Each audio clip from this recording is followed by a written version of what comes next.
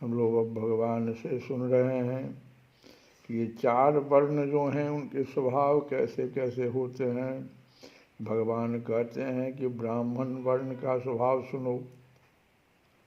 उनमें सम, दम, तपस्या, पवित्रता, संतोष, क्षमाशीलता, सीधापन, मेरी भक्ति, दया और सत्य, ये ब्राह्मण वर्ण के स्वभाव हैं।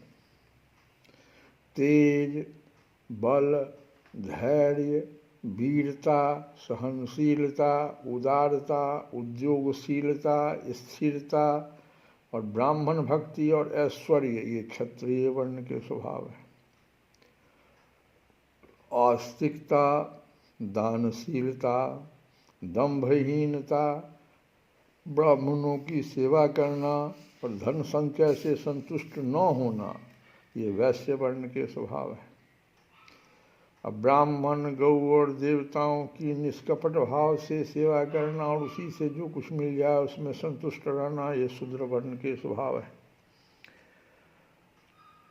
अपवित्रता, झूठ बोलना, चोरी करना, ईश्वर और परलोक की परवाह न करना, झूठ मूठ झगड़ना और काम क्रोध एवं तृष्णा के वश में रहना, ये अंत्यजों के स्वभाव हैं। उद्धव जी, चारों वर्णों और चारों आश्रमों के लिए साधारण धर्म यह है कि मन, वाणी और शरीर से किसी की हिंसा न करे, सत्य पर दृढ़ रहे, चोरी ना करे, काम क्रोध तथा लोभ से बचे और जिन कामों के करने से समस्त प्राणियों की प्रसन्नता हो, उनका भला हो, वही करे। यही धर्म है। चारों वर्ण के लिए भगवान बताए और चारों आश्रम के लिए साधारण धर्म बताए कि मन, वाणी और शरीर से किसी की हिंसा न करे, सत्य पर दृढ़ रहे, चोरी न करे, काम क्रोध तथा लोभ से बचे और जिन कामों के करने से समस्त प्राणियों की प्रसन्नता और उनका भला हो, वही करे। ब्राह्मण, क्षत्रिय तथा वैश्य गर्भाधान आदि संस्कारों के क्रम से यज्ञोपवीत संस्कार रूप द्वितीय जन्म प्राप्त करके गुरुकुल में रहे और अपनी इंद्रियों को बस में रखे। आचार्य के बुलाने पर वेद का अध्ययन करे और उसके अर्थ का भी विचार करे। मेखला, मृगचर्म, वर्ण के अनुसार दंड, रुद्राक्ष की माला, यज्ञोपवीत और कमंडलु धारण करे, सिर पर जटा रखे, शौकीनी के लिए दांत और वस्त्र न धोवे, रंगीन आसन पर न बैठे और कुश धारण करे, स्नान, भोजन, हवन, जप और मलमूत्र त्याग के समय मौन रहे और कक्ष तथा गुप्तेंद्रिय के बाल और नाखूनों को कभी न काटे, पूर्ण ब्रह्मचर्य का पालन करे, स्वयं तो कभी बीर्जपात करे ही नहीं। यदि स्वप्न आदि में बीर्ज स्खलित हो जाए तो जल में स्नान करके प्राणायाम करे एवं गायत्री का जप करे।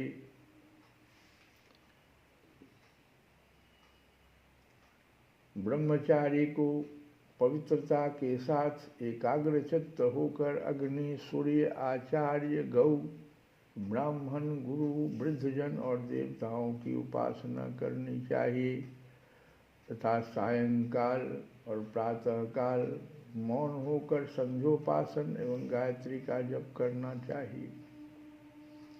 आचार्य को मेरा ही स्वरूप समझें, कभी उनका तिरस्कार न करें, उन्हें साधारण मनुष्य समझकर दोष दृष्टि न करें, क्योंकि गुरु जो होता है वह सर्वदेवमय होता है।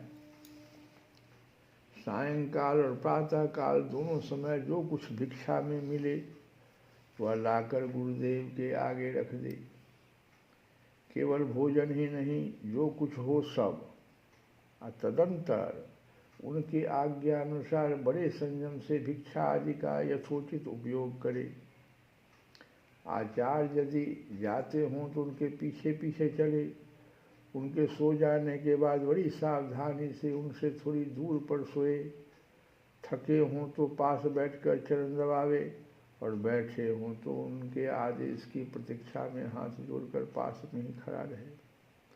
इस प्रकार अत्यंत छोटे व्यक्ति की भांति सेवा शुश्रूषा के द्वारा सदा सर्वदा आचार्य की आज्ञा में तत्पर रहे।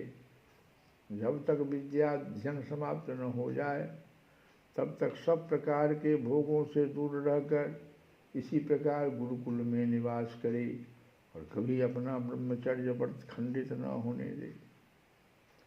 यदि ब्रह्मचारी का विचार हो कि मैं मूर्तिमान वेदों के निवास स्थान ब्रह्मलोक में जाऊं, तो उसे आजीवन नैष्ठिक ब्रह्मचर्य व्रत ग्रहण कर लेना चाहिए और वेदों के स्वाध्याय के लिए अपना सारा जीवन आचार्य की सेवा में ही समर्पित कर देना चाहिए। ऐसा ब्रह्मचारी सचमुच ब्रह्म तेज से संपन्न हो जाता है और उसके सारे पाप नष्ट हो जाते हैं।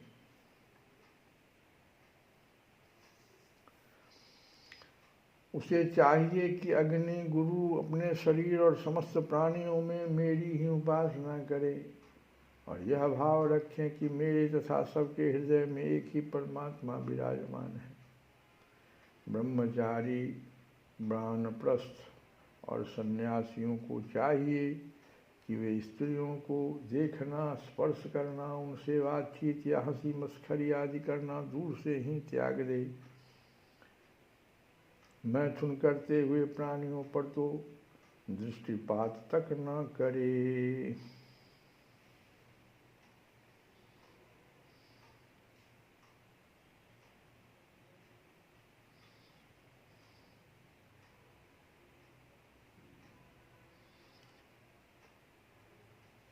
हम लोग तो भजन गाते हैं, उसी का अवलंबन लेंगे। राधे तेरे चरणों की अगर धूल भी मिल जाए, सच कहता हूँ मेरी तकदीर संवर जाए, तकदीर संवर जाए। नजरों से गिराना नहीं, चाहे जितनी सजा देना। नजरों से गिराना नहीं, चाहे जितनी सजा देना।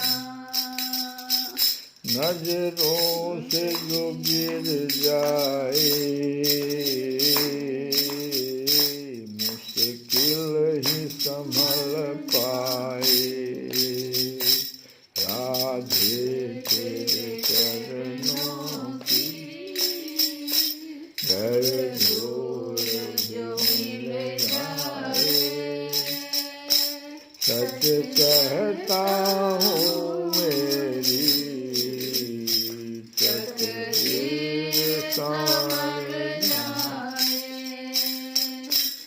राधे इस जीवन की बस एक तमन्ना है, बस एक तमन्ना है, बस एक तमन्ना है। तुम सामने हो